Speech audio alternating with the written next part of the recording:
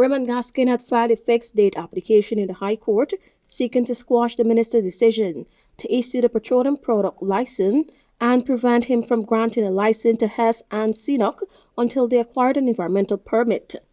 Gaskin had filed a case in 2020, but Chief Justice Ruxin George dismissed his application.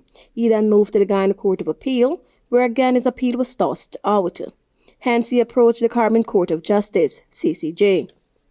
Justice Winston Anderson, in delivering his CCJ ruling, said the court was asked to determine two issues, one being whether the minister acted unlawfully in granting the petroleum production license to Exxon, Hess, and CNOOC, when Exxon was granted an environmental permit, and whether the High Court and Court of Appeal breached the statutory time limit in delivering its judgment.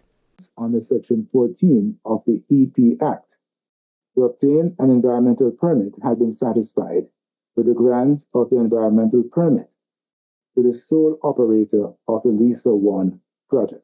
Anderson added that secondly, it was consistent with international oil and gas industry practice that Exxon as operator function as joint venturers, that S and CNOOC be included in the license as financial partners to secure financing. The court also found that the three companies shared responsibility for environmental harm caused by their operations, and that there was no increased risk of harm to the environment on either the precautionary principle or avoidance principle by the inclusion of the two companies. That there was no basis of finding that the minister acted unlawfully, and thus considered it unnecessary to address the issue of amendment of grounds of appeal, grounds of relief pleaded.